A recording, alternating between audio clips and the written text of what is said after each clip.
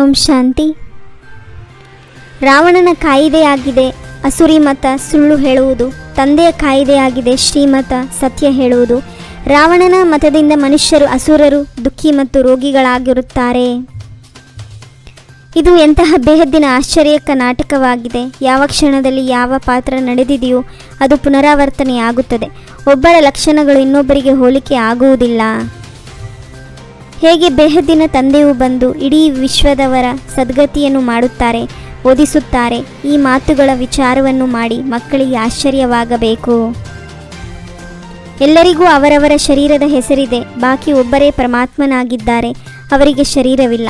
ಆ ಪರಮಾತ್ಮನ ಹೆಸರು ಶಿವ ಆಗಿದೆ. ಅವರಿಗೆ ಪತಿತ ಪಾವನ ಪರಮಾತ್ಮ ಎಂದು ಹೇಳಲಾಗುತ್ತದೆ. ತಂದೆಯು ಯಾವಾಗ ಬರುತ್ತಾರೆ, ಹೊಸ ಸೃಷ್ಟಿಯ ಸ್ಥಾಪನೆಯಾಗುತ್ತದೆ ಮತ್ತು ಹಳೆಯ ಸೃಷ್ಟಿಯ ವಿನಾಶವಾಗುತ್ತದೆ.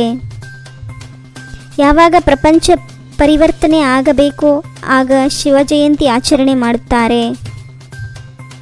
ವಿದ್ಯೆಯನ್ನು ಓದಿ ಬುದ್ಧಿವಂತರಾಗಬೇಕು ಮತ್ತು ದೈವಿ ಗುಣಗಳನ್ನು ಧಾರಣೆ ಮಾಡಬೇಕು. ಅಸುರಿ ಗುಣಗಳನ್ನು ತೆಗೆದುಹಾಕಬೇಕು. ಶ್ರೀಮತದಿಂದ ದೈವಿ ಗುಣಗಳು ಬರುತ್ತದೆ. ಒಂದು ವೇಳೆ ಅಸುರಿ ಗುಣ ಉಳಿದರೆ ಪದವಿ ಕಡಿಮೆಯಾಗುತ್ತದೆ. ಜನ್ಮ ಜನ್ಮಾಂತರದ ಪಾಪ ಹೊರೆ ತಲೆಯ ಮೇಲಿದೆ. ನಾವು ಎಲ್ಲ ಬ್ರಹ್ಮಕುಮಾರ್ ಕುಮಾರಿಯರು, ಶಿವತಂದೆಯ ಮಕ್ಕಳು, ವಾಸ್ತವದಲ್ಲಿ ಸಹೋದರರು, ನಂತರ ಪ್ರಜಾಪಿತ ಬ್ರಹ್ಮನ ಮಕ್ಕಳಾಗುವುದರಿಂದ ಸಹೋದರ ಸಹೋದರಿಯರಾಗುತ್ತೇವೆ. ಎಲ್ಲರ ಶರೀರದ ಹೆಸರುಗಳು ಪರಿವರ್ತನೆಯಾಗುತ್ತದೆ. ಆದರೆ ತಂದೆಯ ಹೆಸರು ಶಿವತಂದೆ ಎಂದು ನಡೆಯುತ್ತಾ ಬಂದಿದೆ. ಶಿವ ಭಗವಾನುವಾಚ, ಯಾವುದೇ ದೇಹಧಾರಿಯನ್ನು ಭಗವಂತನೆಂದು ಹೇಳಲು ಸಾಧ್ಯವಿಲ್ಲ.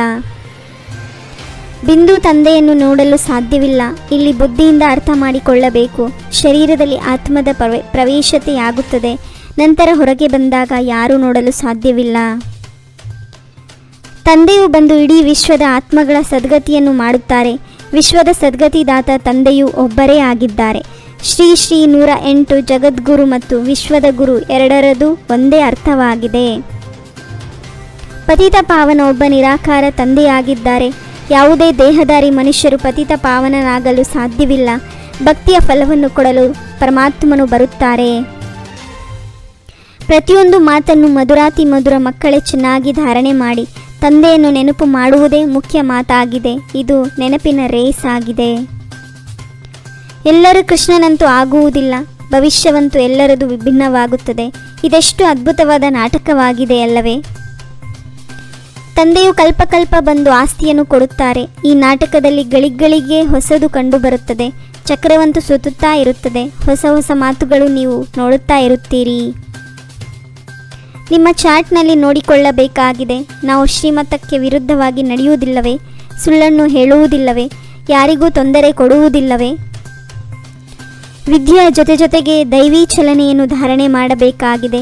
ಅವಶ್ಯವಾಗಿ ಪವಿತ್ರರಾಗಬೇಕಾಗಿದೆ. ಯಾವ ಕೊಳಕು ವಸ್ತುಗಳನ್ನು ತಿನ್ನಬಾರದು. ಸಂಪೂರ್ಣ ವೈಷ್ಣವರಾಗಬೇಕಾಗಿದೆ. ತಂದೆ ಆಜ್ಞೆಯಂತೆ ಬುದ್ಧಿಯನ್ನು ಖಾಲಿ ಇಟ್ಟುಕೊಳ್ಳುವಂತಹ ವ್ಯರ್ಥ ಅಥವಾ ವಿಕಾರಿ ಸ್ವಪ್ನಗಳಿಂದ ಮುಕ್ತ ಭವ. ತಂದೆಯ ಜೊತೆ ಮಲಗಿಬಿಡಿ, ಒಂಟಿಯಾಗಿ ಬೇಡ. ವ್ಯರ್ಥ ಮಾತುಗಳ ವರ್ಣನೆ ಮಾಡುತ್ತಾ ಮಲಗುವುದು ಇದು ಸಹ ಹುಡುಗಾಟಿಕೆಯಾಗಿದೆ. ಅದೃಷ್ಟಶಾಲಿ ಆತ್ಮಗಳೇ ಸತ್ಯ ಸೇವೆಯಿಂದ ಸರ್ವರ ಆಶೀರ್ವಾದ ಪ್ರಾಪ್ತಿ ಮಾಡಿಕೊಳ್ಳುತ್ತಾರೆ. ಓಂ ಶಾಂತಿ. 21 ಜನ್ಮಕ್ಕಾಗಿ 21 ಪರಮಾತ್ಮನ ಮಹಾವಾಕ್ಯವನ್ನು ಆಲಿಸಿ ತಮ್ಮದೇ ಆದಂಥ ಈ ಚಾನಲ್ಗೆ ಲೈಕ್ ಮಾಡಿ, ಶೇರ್ ಮಾಡಿ, ಸಬ್ಸ್ಕ್ರೈಬ್ ಆಗುವುದನ್ನು ಮರೆಯಬೇಡಿ. ಓಂ ಶಾಂತಿ.